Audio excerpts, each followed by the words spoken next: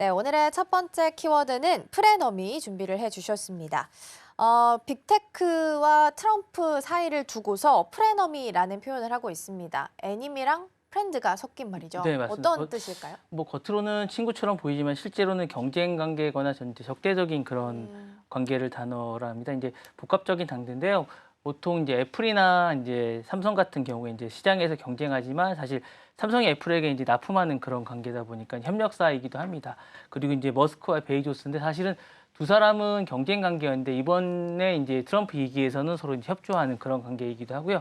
완전한 우정도 완전한 적대적인 관계도 아닌 이익에 따라서 관계에 따라 달라지는 관계죠. 사실 트럼프 2기의 빅테크와 트럼프의 관계가 이런 관계라고 할 수 있으면서 이런 관계를 프레넘이라고 하는데 지금의 관계가 이런 관계가 아닌가라는 생각이고 특히 EU나 중국이나 유럽 관계나 그리고 캐나다를 대할 때 빅테크의 트럼프 관계가 이런 관계라고 할 수 있을 것 같습니다. 네. 네, 겉으로 봤을 때는 친구 같지만 또 어떻게 보면 적대적인 관계 프레너미라고 표현을 좀 해주셨습니다.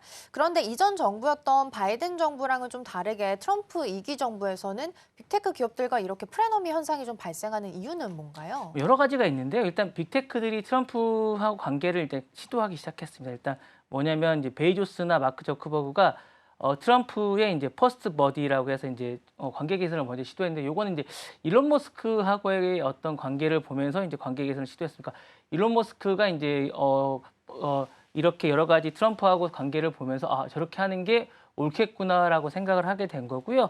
트럼프의 반감을 피하면서 이제 규제를 이제 완화시키는 것들이 자신들에게 유리하겠다라고 이제 생각을 하게 된 거죠. 그리고 머스크와 베이조스가 최근 이제 로켓 발사를 계기로 트위터 X에서 스텝 브라더라는 밈코인을 공유하면서 여러 가지 관계를 이제 조성하게 되면서 여러 가지 좋아진 거고요.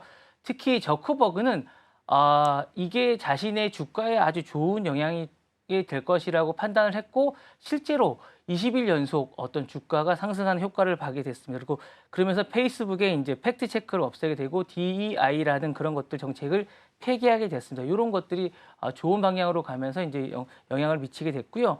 그리고 이제 제일 중요한 건 머스크하고 트럼프가 밀착하게 된 겁니다. 그러니까 고대 영향력을 행사하면서 이런 것들이 이제 영향력을 많이 보여주면서 빅테크들이 따라해야겠다라고 생각을 하게 됐습니다. 그리고 빅테크와 트럼프의 관계가 재정립이 됐습니다. 그러니까 이게 이제 그 취임하기 전부터 재정립을 하게 된 거죠. 베이조스나 저크버그나 팀 쿡이 순다이 피차이 등이 취임식 전에 이제 이제 그 말하라고에 이제 가게 된 거고 취임식에 참석하게 되었습니다. 그리고 알파벳이나 아마존이나 메타 등이 EU와의 상대를 하면서 반독점이나 이런 것들에게 위기에 봉착하게 되면서 이거를 누군가가 풀어줘야 되는데 그 전에 있던 그 정권은 절대 풀어주지 않으니까 트럼프에게 이제 그런 것들을 기대하게 되면서 이제 이런 것들이 하게 되게 된 것입니다. 예. 어떻게 보면 빅테크 기업들 입장에서는 트럼프 2기 행정부가 든든한 또 뒷배가 돼주는 네네. 역할을 해줄 수도 있지 않나라는 생각도 좀 듭니다. 그러면 지금 현재는 이 프레너미 현상이 좀 어떻게 표출이 되고 있는 건지 향후 전개는 좀 어떻게 될까요? 사실상 트럼프가 이제 우리 형 같은 그런 역할을 음. 하게 된 겁니다. 트럼프는 사실상 전격적으로 나서고 있는데 나서게 된 근거가 여러 가지가 있습니다. 그러니까 일단 지금의 EU나 이런 뭐 캐나다나 이런 나라들이 사기업을 상대하는 것들이 맞지 않다고 생각합니다. 그러니까 국가 대 국가가 상대하는 것이 맞지 사기업 대 또는 국가연합이 나서는 것들은 절대 맞지 않다고 생각하고 있고요. 그다음에 이제 소송을 빌미로 자신들의 사기업을 괴롭히는 것들이 자신은 충분히 맞지 않다고 생각해서 이런 것들을 좀 자신이 나서야겠다고 생각하는 것 같습니다. 그리고 본인은 빚지고는 못 사는 그런 성격이라고 생각해서 취임 전 후원금을 도와준 빅테크 기업들을 자신이 도와줘야겠다고 생각을 하고 있습니다. 그리고 방위 산업체 메타의 라마나 이런 것들 구글의 위성들을 나중에 이제 도움을 받아야겠다 생각을 하고 있고요.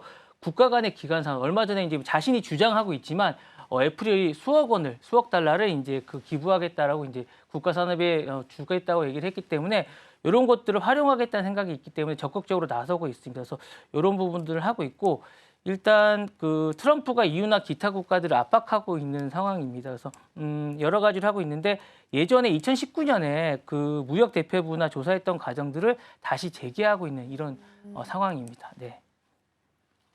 그렇다면 빅테크 기업들 입장에서는 지금 여러 가지 걸리고 있는 부분들 또한 앞으로 완화될 가능성에 대해서도 좀 긍정적으로 점칠 수 있지 않나 싶은데 유럽 시장 안에서 빅테크 기업들이 가장 신경 쓰는 법 중에 하나가 또 DMA, 그 디지털 시장법이 아닐까 싶습니다. 반독점과 관련된 내용들도 계속해서 좀 법적인 규제가 좀 들어오고 네네네. 있으니까 만약에 트럼프가 우리 형으로서 좀 자리매김한다면 EU가 가지고 있는 DMA 같은 법안들도 좀 완화될 가능성도 좀 점쳐볼 수 있을까요? 그럼요. 충분히 가능하고 벌써 이제 파이낸셜 타임즈 같은 경우는 이미 그런 부분에 대해서 이제 EU가 디지털 서비스법이라고 이제 아까 말씀하셨던 DST에 관련된 그런 것들을 완화하겠다라고 이미 좀 얘기를 하고 있는 상황입니다.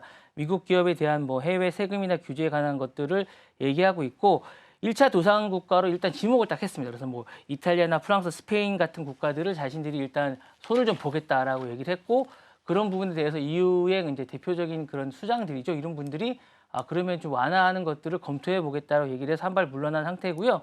이뿐이 아닙니다. 무역 대표부가 요거 말고도 반독점에 관한 부분들도 여러 가지로 좀 검토를 해보겠다라고 얘기하고 있고 요것뿐만 아니라 이제 조선업에 중국 조선업 쪽에 보조금 부분도 좀 얘기를 하겠다라고 얘기를 해서 이렇게 되면 전반적인 것들을 좀 들여다보는 게 아닌가라는 생각이 들고 빅테크뿐만 아니라 이제 미국의 중추 산업에 관한 부분도 좀 도움을 받지 않을까라는 생각이 듭니다. 네.